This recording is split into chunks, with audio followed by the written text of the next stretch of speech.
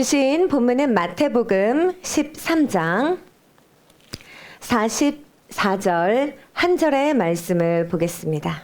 하늘나라는 밭에 숨겨놓은 보물과 같다. 어떤 사람이 그것을 발견하면 제자리에 숨겨두고 기뻐하며 집에 돌아가서는 가진 것을 다 팔아서 그 밭을 산다. 아멘.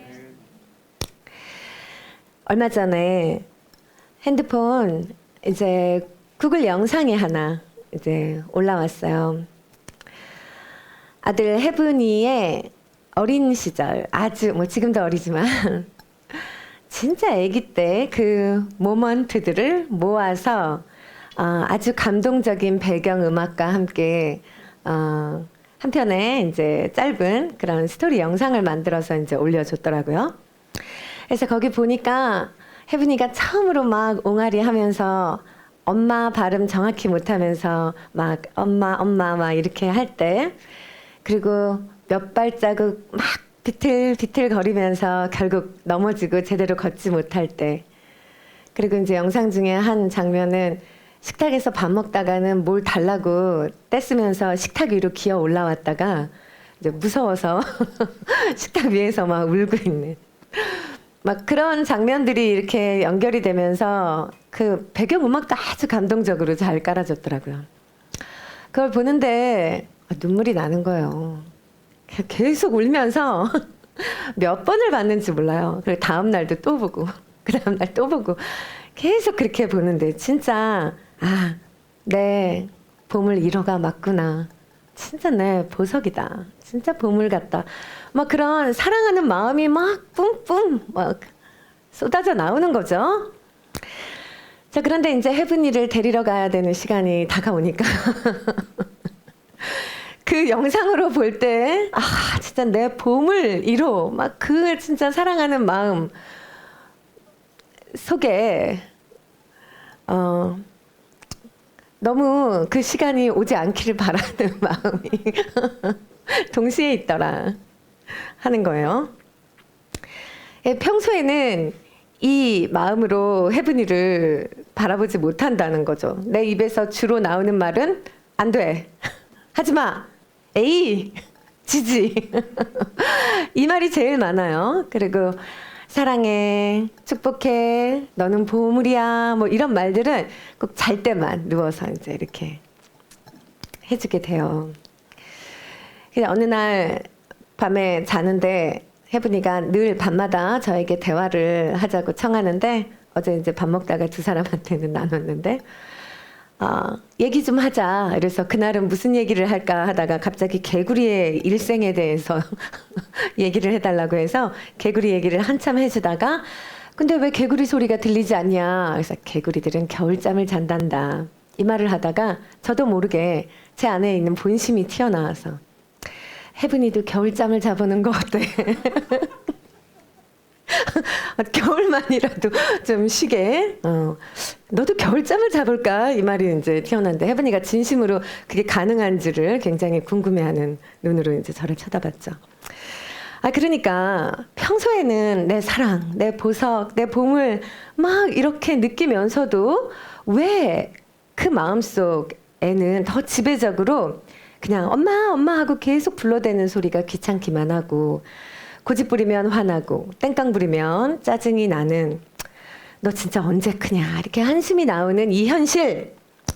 소중한데 소중함이 진짜로 매 순간 깨달아지지 않아요.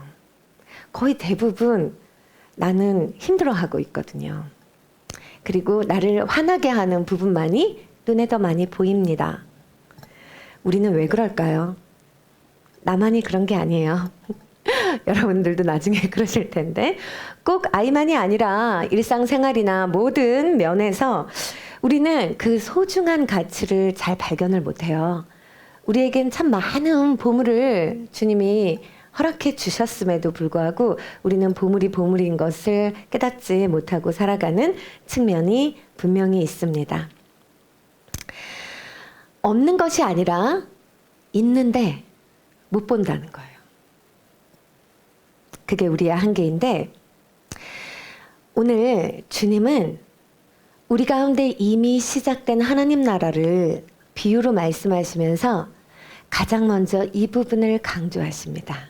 하나님의 나라는 없는 것이 아니고 새로 세워야 하는 것이 아니라 이미 있는데 발견해야 하는 것이다. 그 소중함을, 그 보물됨을 발견해야 하는 것이다. 이 부분을 강조하신다는 거예요. 마태복음 13장을 앞뒤로 한번 살펴보시면 예수님이 하나님의 나라를 각양 비유로 설명하십니다. 앞으로 시리즈가 진행되는 6주 동안 이 마태복음 13장을 계속 살펴볼 거예요. 자, 그런데 이 마태는 이 예수님의 비유들을 설명할 때 특히 오늘 본문에서 숨겨진 것들을 드러나게 하시는 방식으로 하나님이 하나님의 나라를 비유하고 계신다 하는 것에 초점을 맞춰요. 하나님 나라는 많은 특징들로 이제 우리가 설명하겠지만 가장 기본이 되는 첫 번째 진실은 발견해야만 하는 것이다. 숨겨져 있어서 가리워져 있어서 그것을 발견해내야만 보이는 곳, 발견해내야만 그 가치를 깨닫는 곳, 발견해야만 들어가는 곳. 이렇게 설명이 되고 있다 하는 것이죠. 그러면 왜 예수님께서는, 왜 주님은 하나님의 나라를 숨겨놓으셨다고 하는 걸까? 좀 뭔가 수수께끼 내는 거를 즐기시는가? 아니면 좀 마음이 인색하신가? 왜 활짝 펼쳐놓고 우리에게 드러내지 않으시고 숨겨놓으시고 우리더러 그것을 발견케 하실까? 이런 생각이 들 수 있는데, 그것은 우리 하나님께서 그의 나라와 그의 나라의 삶의 방식을 우리에게 강제로 밀어붙이고 우리가 그것을 마음으로 깨달아 받아들이기 전에 그냥 우리에게 일방적으로 강압적으로 그 나라를 밀고 들어오시는 분이 아니라 펼쳐 놓으시되 조금 가리워지게 하셔서 우리로 하여금 그것을 발견하는 기쁨을 맛보게 하시려는 주님의 방식이다. 발견하는 것에 큰 기쁨이 있기 때문에 우리에게 기쁨을 주시기 위해 주님은 이와 같은 방식으로 하나님의 나라를 숨기워 두신다 하는 부분이죠. 자, 이것이 첫 번째 우리 말씀 가운데서 우리가 깨달아야 할 첫 번째 핵심이었습니다. 자, 두 번째 핵심 포인트는 바로 이 보물을 발견하는 것이 중요한데, 오늘 말씀을 보니까 이 보물을 어디서 발견하였는가? 밭에서 보물을 발견하였다 라는 것을 알 수 있어요. 마태복음 13장을 보면 이 밭에 관한 비유가 되게 많이 나옵니다. 그런데 어떤 비유에서는 그것이 말씀을 듣는 우리의 마음밭을 비유하기도 하고요. 그리고 가라지 비유에서 보면은 그것이 그냥 이 세상 자체를 가리키고 있다라는 것을 알 수 있어요. 네, 밭은 바로 이 하나님의 나라를 곧 받게 되는 이 세상, 우리가 살아가는 세상입니다. 자, 그런데 밭에서 보물을 발견하였다라고 얘기하면서 우리가 지금 진행하고 있는 하나님 나라 공동체라는 이 주제에서 우리가 조금 찾아보고자 하는 주제는 무엇인가? 바로 오늘 본문에 국한해서 바라볼 때 이 밭은요, 보물이 숨겨진 자리예요. 그렇죠? 하나님의 나라가 발견되는 자리입니다. 이런 관점에서 우리가 지금 이야기하고 생각하고 있는 교회 공동체요. 이 세상 가운데 있는 주님의 교회 공동체. 그 교회 공동체는요, 하나님 나라의 그 보물이 드러나고 나타날 수 있는 가장 대표적인 자리가 될 수 있겠지요. 동의가 되십니까? 이렇게 우리가 생각하는데 큰 무리는 없다고 생각을 합니다. 하나님의 통치가 실제로 작동하는 자리, 그리고 하나님의 사랑이 나타나는 자리, 그것이 하나님의 나라라고 했을 때 이 세상 가운데서 주님의 교회, 이 주님의 공동체 그리스도의 몸은 정말로 이 그리스도의 통치와 그리스도의 사랑이 가장 잘 발견될 수 있는 자리로서 우리에게 깨달아질 수 있어요. 더 나아가 그 다스림을 함께 배우고 경험하는 자리로서는 교회 공동체가 가장 그 보물을 발견하기에 가장 적합한 자리가 아닐까 하는 생각이 듭니다. 그래서 교회 공동체는 많은 사람들에게 이 보물이 드러나는 밭인 것이죠. 보물을 발견할 수 있는 밭이 됩니다. 자, 그러면 우리가 이렇게 밭이라는 비유에서 교회 공동체를 떠올리는 데까지 이르렀다면 그가 밭에서 보물을 발견하였다 하는 이 비유의 표현이 조금 새로운 통찰로 우리에게 다가올 수 있습니다. 그는 그럼 어떤 경위로 이 밭에서, 이 교회 공동체라는 밭에서 그 보물을 발견할 수 있었을까요? 그냥 밭에 놀러 온 사람이었을까요? 아니면 그냥 밭에 들어와서 딱히 할 일 없이 이렇게 둘러보다가 듬성듬성 나 있는 잡초들이 거슬려서 잡초 그냥 쏙쏙 몇 개 뽑아내기를 원하는 마음으로 밭을 거닐다가 또 발뿌리에 걷어차 있는 그런 돌멩이들에 좀 뭔가 짜증이 나고 그것이 좀 거슬린다는 느낌에 그냥 작은 돌멩이들 발로 툭툭 차면서 그 밭을 걸어 다니고 있는 사람에게 그 밭에 숨겨져 있는 보화가 그 보물이 발견되었을까요? 그렇다고는 생각하지 않습니다. 유추해 본다면 필시 쟁기를 들고 그 밭을 갈아 열심히 기경하되 한번 쟁기질을 했을 때 작은 돌멩이도 아니고 큰 돌뿌리가 흙 속에서 이 쟁기질을 가로막는다 하여도 그것을 문제 삼고 그것 때문에 에이 하고 쟁기를 내팽겨치는 것이 아니라 그럼에도 불구하고 그 큰 돌뿌리도 걷어내고 오히려 더 깊이 끝까지 성실하게 최선을 다해 헌신적인 마음으로 그 땅을 기경하던 바로 그와 같은 사람에 의해서 그 사람이 그 땅속에 묻힌 보화를 발견하지 않았겠습니까? 성경 말씀에 누가복음에서 하나님 나라를 비유하시는 말씀 가운데 이런 말씀이 있습니다. 손에 쟁기를 잡고 뒤를 돌아보는 자는 하나님의 나라에 합당하지 아니하다. 쟁기는 잡고서 땅을 갈고 그 돌뿌리가 있어도 좀 힘들어도 불평하거나 투덜거리지 않고 끝까지 땅을 파는 그런 사람의 자세가 아니라 쟁기는 잡았는데 그냥 딴 데 보고 땅을 기경하는 일에는 열심을 내지 않는 이 모습은 하나님 나라에 합당하지 아니하다라는 비유를 또 다른 성경에서 하신 적이 있는데 쟁기를 들고 뒤를 돌아보는 자가 아니라 그 주신 밭에서 깊이 그 밭을 기경한 자가 보물을 발견했을 것이다 라는 것에는 의심의 여지가 없겠습니다. 그래서 이것은 교회에서의 우리의 헌신을 이야기한다고 생각이 드는데 그러나 여기서 우리가 한 가지 또 바로 생각할 부분은 있습니다. 착각하면 안 됩니다. 우리의 헌신이 하나님의 나라를 발견하고 하나님 나라의 그 보물을 만들어내는 그러한 절대적인 길은 결코 아닙니다. 우리는 행위로 구원받지 않고 은혜로 구원받는 사람들입니다. 결코 우리의 노력이나 우리의 행위가 그 보물을 소유하게 만들어주지는 못합니다.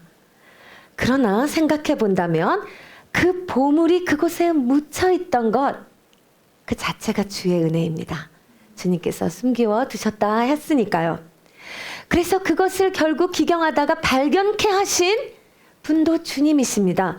그것이 주님의 은혜입니다. 그러니까 주님은 때때로 공동체 안에서의 성실한 순종과 참여, 그 노력과 또 기경하는 그 자세를 통해 교회 공동체에 더 긴밀히 연결되고 더 깊이 들어와 헌신적으로 섬길 때에 그 순종의 헌신을 은혜의 수단으로 삼으셔서 발견의 통로로 사용해 주셔서 감추어진 그 보화를 발견하도록 은혜를 베풀어 주신다. 그 우리의 행위를 사용하시어 보화를 더 선명하게 발견하도록 이끌어 주신다 하는 부분은 우리가 부정할 수가 없겠습니다. 그래서 교회 공동체를요, 그냥 지나치는 태도, 아니면 일은 안 하고 그냥 밭 그 논두렁 가장자리 같은 곳에 앉아서 저기 가라라 여기 잡초가 있네, 저기에 돌뿌리가 있네, 이렇게 불평과 불만을 일삼으면서 그런 관점으로 교회 공동체를 바라보고 있는 태도로는 결코 이 안에 감추어진 보물을 보지 못합니다. 공동체 안에 함께 예배하고 함께 기도하고 함께 섬기고 함께 울고 웃고 그러던 어느 날 하나님의 나라는 갑자기 선명하게 찾아지는 것입니다. 이것은 신비입니다. 이것은 그리스도의 몸으로서 우리가 함께 성장해 간다는 그 원리와 일치하는 것입니다. 자, 그러면 여기서 조금만 더 한 측면을 더 생각해 보겠습니다. 자, 밭에서 보물을 발견하였다는 그 측면에서 조금 더 나아가 이번에는 보물을 발견했는데 보물을 발견할 때 그가 밭을 샀다 라는 이 표현에 대해서 한번 생각을 해봅시다. 보물을 발견했으면 그 보물을 사면 될 것 같은데 보물을 발견했을 때 그의 선택은 그 보물이 숨겨져 있는 밭을 삽니다. 이것은 우리에게 또한 어떤 영적 통찰력을 줄 수 있을까요? 밭을 사면 보화는 따라오니까요. 그래서 밭을 샀다 생각할 수 있겠죠. 이 보물이 하나님 나라다라고, 이 보물이 하나님 나라로 비유가 될 때 여러분 생각해 봅시다. 그 나라의, 이 하나님 나라의 소유주는 주님이십니다. 그러니까 지금 이 사람은 그 밭에 묻혀 있는 보물 그 자체보다 그 보물이 숨겨져 있는 밭의 소유주인 주님을 더 관심하고 그 주님을 더 소유하는 것에 그의 마음을 쏟았다라는 그러한 이야기로 저에게는 들려졌어요. 주님을 택하고 주님만을 추구하게 된 그의 모습이지 않을까. 자, 그러니까 우리가 생각할 때 자칫 넘어지는 부분이 하나님의 나라 하면서 뭔가 하나님의 나라가 내게 유익이 되는, 내게 행복을 주는, 내게 기쁨을 가져오는 어떠한 나라. 그래서 하나님의 나라를 받는다라는 개념을 우리가 어떤 축복을, 우리가 어떤 행복거리를 주님으로부터 받는다라는 개념으로 점점 우리의 신앙과 하나님 나라에 대한 갈망이 변질이 되어가요. 자, 그런데 지금 이 사람은 보물을 발견했을 때 그 밭을 사고자 합니다. 그 말은 내게 좋은 무언가, 그것만을 경험하려 하는 그러한 태도가 아니라 내가 아예 그분의 통치가 일어나는 영역으로 들어가고자 하는 것, 즉 그의 나라를 살아간다는 의미를 그는 어떻게 받아들이고 있는가 하면 내게 축복이 하나 더 더해지는 것, 이런 개념이 아니라 그분의 주권으로, 그 주권 안으로 내가 들어가는 것, 주님 안에 거하는 것. 그의 관점은 이렇게 주님을 향하고 있었다 하는 이런 표현인 것이죠. 그래서 이것을 적용해 보면 자칫 우리의 신앙이 주님으로부터 오는 어떤 보물로 형상화될 수 있는 내게 복이 되는 어떤 자체, 그것에 관심하면서 예수님을 향한 그 궁극적인 우리의 추구를 놓쳐버립니다. 다른 표현으로 주님이 우리에게 주시는 선물과 복에 관심하면서 주님의 얼굴, 주님 자체를 구하는 우리의 신앙이 퇴색된다 하는 그러한 의미죠. 그래서 이 말씀 비유에서 이러한 측면도 우리가 함께 깨달았으면 좋겠다 하는 것입니다. 그래서 우리의 신앙이 오직 예수님만을 더 사모하는 것, 예수님 자체를 앙망하고 예수님을 더욱 추구하는 것, 이와 같은 신앙으로 바로 세워질 때에, 그렇게 바로 잡혀갈 때에 우리의 신앙은요, 기쁨의 행진이 됩니다.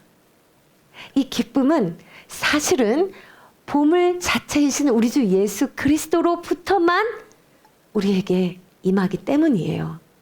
예수님을 추구하는 신앙에 기쁨이 충만하게 됩니다. 자, 그러면 지금부터 이 기쁨에 대해서 생각을 한번 다시 해봅시다. 우리 44절 말씀을 한번 주목해서 다시 살펴보세요. 이렇게 한 절의 말씀에 동사가 이렇게 많이 등장하는 구절도 드뭅니다. 하늘나라는 밭에 숨겨놓은 보물과 같다. 어떤 사람이 그것을 발견하면, 발견하다라는 동사, 제자리에 숨겨두고, 자, 기뻐하며, 기뻐하다라는 동사, 그리고 집에 돌아가서 돌이킨다는 의미가 되겠죠. 가진 것을 다 팔아서 다 판다는 또 동사가 등장합니다. 그리고 그 밭을 산다. 즉 예수님만을 추구하는 이 사람 신앙의 그 행위에, 그리고 그 사람의 삶에 나타나는 모습입니다. 이 동사의 나열과 동사의 흐름은. 자, 그러면 이 많은 동사들 가운데서 여러분은 어떤 단어가 가장 핵심이라고 생각을 하십니까?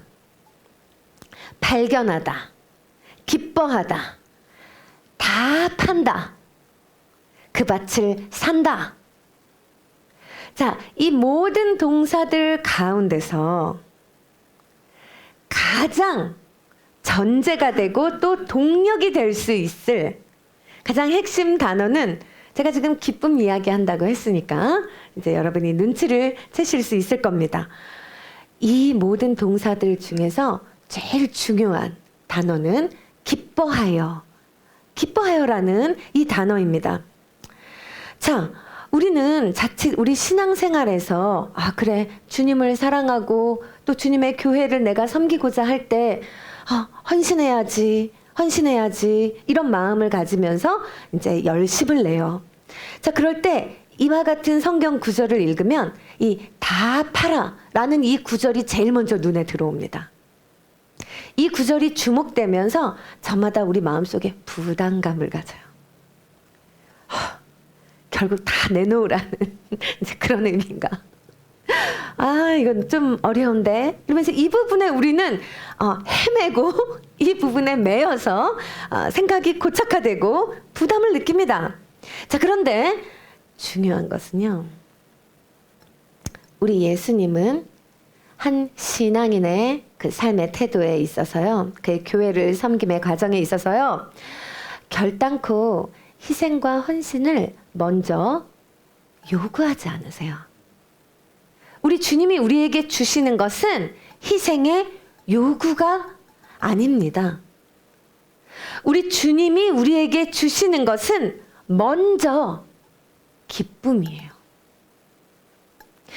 우리 주님은요, 우리에게 먼저 기쁨을 주시고, 기쁨으로 우리를 채우시고, 기쁨으로 우리 삶의, 우리 신앙의 모든 동력이 되게 하셔서 이 기쁨으로 우리가 자발적으로 자원하여 이후의 행위들을 행할 수 있도록 우리를 도우십니다. 이끄십니다. 축복하십니다. 그래서 우리 주 예수님이 우리에게 주시는 것은 요구가 아니라, 고난의 요구가 아니라 기쁨의 축복이에요. 기쁨의 선물이 먼저입니다. 자, 그래서 이 기쁨에 대해서 얘기하는 많은 학자들 가운데 존 파이퍼 목사님이 제일 유명하시죠. 존 파이퍼 목사님이 한 설교에서 바로 오늘 이 마태복음 13장 44절을 주석하면서 이렇게 표현을 하세요. 이분은 그 단어 하나하나를 가지고 굉장한 의미 부여를 하시면서 이 강조를 이렇게 주시는 이제 그런 스타일을 늘 구사하시는데, 자, 한글로 보시면 그는 보화를 발견하고 기쁨에 밀려서 기쁨에 내몰려서 주체할 수 없는 기쁨으로 자신이 가진 것을 다 팔게 된다. 그러니 그가 자신이 가진 것을 다 팔 때 그것은 그의 고난이 아닙니다. 그에게 고통으로 인식되지 않습니다. 그에게 슬픔이나 부담으로 다가오지 않는 거예요. 이미 그는 기쁨에 사로잡혀서 그가 다 파는 행위 자체도 기쁨으로 행하는 것이 이미 되어 있는 상태를 말합니다. 그래서 이게 존 파이퍼 목사님은 기독교 희락주의 이제 이런 표현을 강조하시는 분인데, 이 말이 여러분 기뻐하십시오, 기뻐하십시오 이러면서 우리의 즐거움을 목적 삼아 신앙생활을 하라는 측면이 절대 아니에요. 크리스찬은 희락주의자다. 이 말은 어떤 의미를 내포하고 있어서 이분이 이런 표현을 하냐면, 한마디로 정리해서 우리 하나님은 우리가 하나님을 우리의 가장 큰 기쁨으로 우리가 누릴 때 그때 가장 영화롭게 되신다. 그때 가장 큰 영광을 누리신다. 하나님 자체를 우리가 하나님 그분만으로 하나님 자체로 우리가 가장 큰 기쁨을 누릴 때 그때 하나님은 가장 영화로우심을 누리신다. 그게 이제 존 파이퍼 목사님이 얘기하시는 이 기독교 희락주의이거든요. 그 핵심이죠.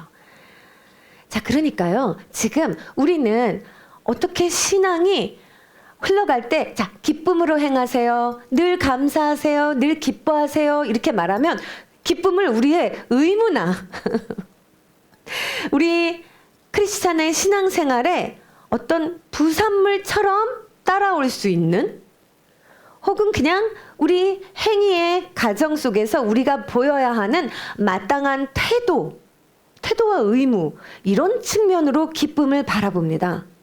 그런데 주님이 우리에게 행하고 이루시는 방식은 그와 같은 방향성이 결코 아니고 하나님께서 먼저 우리에게 부으시는 선물입니다. 그것이 우리에게 있습니다. 예수 그리스도라는 보물을 이미 주셨음을 우리가 발견하는 순간 우리는 그 보물로 예수 그리스도로 인하여 우리의 마음은 기쁨으로 충만해져서 그것이 하나님의 나라를 향해 움직이는 우리 움직임의 동력이 되어주는 것입니다. 우리 신앙생활의 동력이 되어주는 것입니다. 그래서 무엇을 행하든지 우리가 기쁨으로 행할 수 있게 되는 것입니다. 그래서 다시 얘기하면 이 답하라라는 말은 결코 우리에게 요구되고 있는 고행, 금욕, 포기, 먼저 요구되는 그러한 내용들이 아니라 한마디로 정리하여서 더 큰 기쁨이 생겼기 때문에 우리가 인생에서 추구하던 그것보다는 작은 우리 삶의 기쁨들을, 우리가 추구하던 그 작은 기쁨들의 우선순위가 재배치되었다 라는 그러한 의미가 되는 것입니다. 너무 큰 기쁨 때문에 예전에는 이것이 기뻐서 그것을 추구했어요. 한 가지만 예를 들어 볼까요? 우리에게 가장 추구되는 기쁨, 가치들, 인정과 재물, 우리 모두 굉장히 원하고 우리에게 기쁨을 주는 요소로서 우리가 추구하는 바입니다. 그런데 이것은 그리스도 안에서 우리가 발견할 수 있는 기쁨에 비하면 참 작은 것이에요. 왜냐하면 작은 기쁨과 큰 기쁨을 비교할 수 있는 기준은 작은 기쁨들은 추구하면 추구할수록 더 목이 마릅니다. 그런데 진짜 기쁨, 최고의 기쁨은 영원히 목마르지가 않습니다. 아멘. 다 체험이 일어나기 때문입니다. 아멘. 그것이면 족합니다 라는 고백이 일어나기 때문입니다. 나는 이것으로 만족됩니다.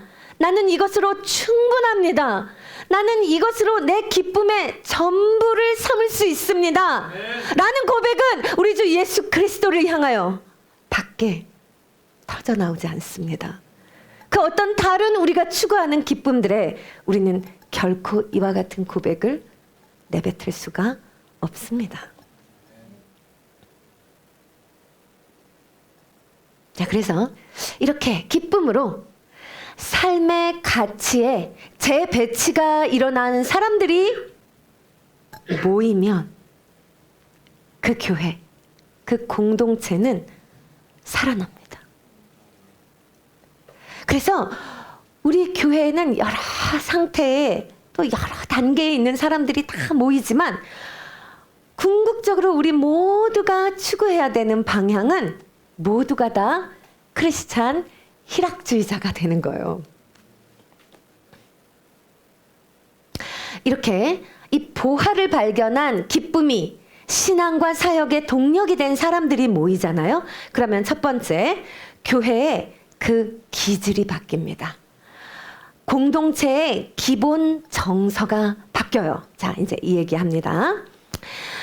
생각해 보십시오. 만일 불평과 냉소가 기본값이면 거기에 모인 사람들의 기본 정서가 그냥 불평과 냉소, 이것이 기본값이다. 그러면 거기에 모인 사람들 모두가 점점 우울해집니다. 또 그곳에 모인 사람들의 가치 추구가 아까 얘기한 그 작은 기쁨들을 추구하는데 혈안이 된 사람들이 또 모여 있으면 여기 있는 사람들은 늘 목말라, 늘 예수를 향한 목마름이 아니라 이 세상 작은 가치들을 위한 이 갈증 때문에 사람들의 마음에 여유가 없습니다. 마음이 바타. 서로에 대한 용납과 관용이 나타나질 않습니다. 이기적이고 세속적인 가치 추구함이 예수님을 바라봐야 하는 우리 신앙의 방향성을 회방합니다. 그러한 일이 이 공동체 안에 생기는 것이죠.